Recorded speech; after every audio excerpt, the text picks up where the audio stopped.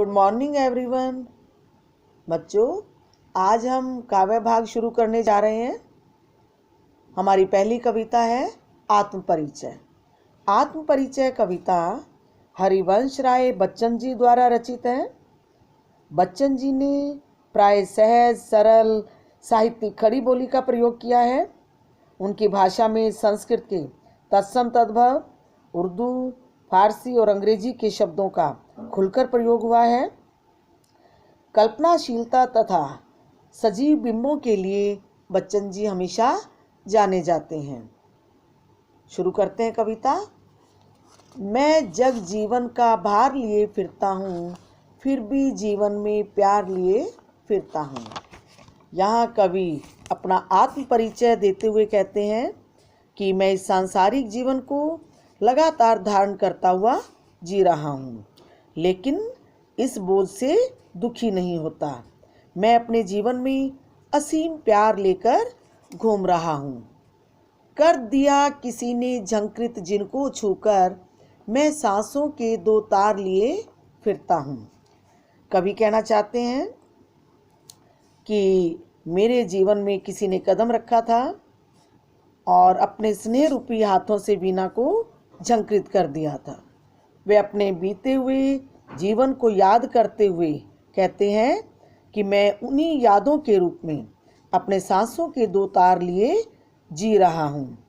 भावार्थ है कि मेरे जीवन में, अर्थात कवि के जीवन में, किसी युवती ने प्रवेश किया, लेकिन वह उन्हें छोड़कर चली गई और कवि उनकी यादों को हृदय में लिए जी रहे हैं। अगला काव्यांश। मैं स्नेह सुरा का पान किया करता हूँ, मैं कभी न जग का ध्यान किया करता हूँ। यहाँ कवि कहते हैं कि मैं हमेशा प्रेम रूपी मदिरा, स्नेह क्या होता है? प्रेम, सुरा, मदिरा को कहते हैं कि मैं हमेशा प्रेम रूपी मदिरा का पान किया करता हूँ और अपनी मस्ती में डूबा रहता हूँ। मैंने कभी भी संसार की चिंता नहीं की। जग पूछ रहा उनको जो जग की गाते, मैं अपने मन का गान किया करता हूँ। कवि का मानना है कि संसार केवल उन्हीं को पूछता है जो उसकी चिंता करते हैं और उसी के अनुसार कार्य करते हैं। यह संसार उन लोगों को कभी नहीं पूछता जो अच्छे प्रतिकूल काम करते हैं। इसलिए कवि कहते हैं कि मैं तो अपनी मस्ती में मग्न हूँ और अपने मन के ही गीत गाता रहता हूँ। लोगों को अपने मन की भावनाओं व संवेदनाओं को बताता रहता हूँ। मैं निज उर के उद्गार लिए फिरता हूँ, मैं निज उर के उपहार लिए फिरता हूँ। उर का क्या अर्थ होता है? हृदय। कवि कहते हैं कि मैं अपने हृदय में भाव लिए हुए जी रहा हूँ।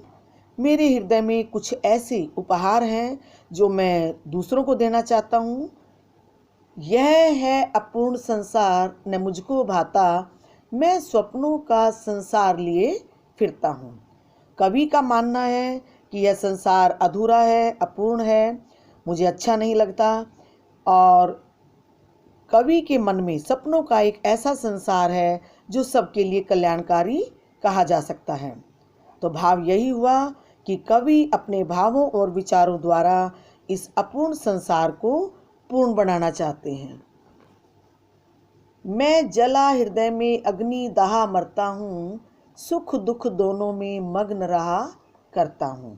यहाँ कवि कहते हैं कि मेरे हृदय में वियोग की अग्नि लगातार जलती रहती है, लेकिन फिर भी मैं सुख हो या दुख दोनों परिस्थितियों में एक समान रहता हूँ।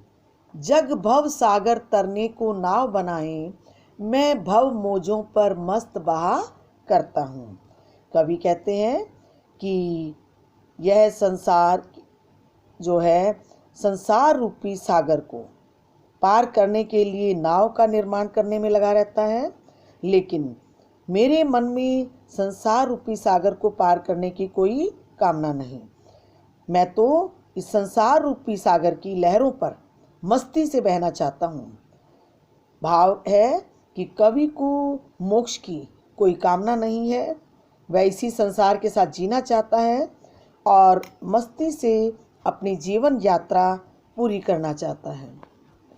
मैं यौवन का उन्माद लिए फिरता हूँ, उन्मादों में अवसाद लिए फिरता हूँ।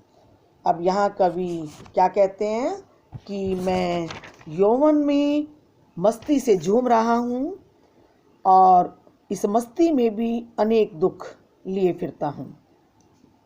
भाव यही है कि कवि दुखों को भी मस्ती के साथ भोग रहे हैं।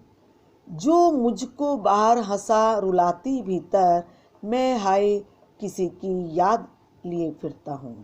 अब यहाँ देखिए, मैं शब्द बार बार हमें क्या बताना चाहते हैं कि कवि अपना आत्म परिचय देते हैं।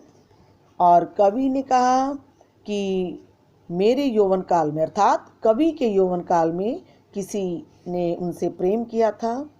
उनकी यादें उनके हृदय में अभी तक हैं और कवि उन्हीं यादों को अपने मन में लिए जी रहा है। ये यादें उन्हें अक्सर हंसाती रहती हैं और लेकिन अंदर से उनका मन दुखी है। दुख तो इस बात का है कि कवि अपनी प्रेमिका को मन में संजोए हुए जी रहे हैं। बाहर से लोगों को हंसते दिखाई देते हैं लेकिन अंदर से वो दुखी हैं। बच्चों, आज का होमवर्क आपका यही है कि आप 1 से 5 काव्यांश की सहप्रसंग व्याख्या का अभ्यास करेंगे और अगले काव्यांश अगले वीडियो में। Thank you.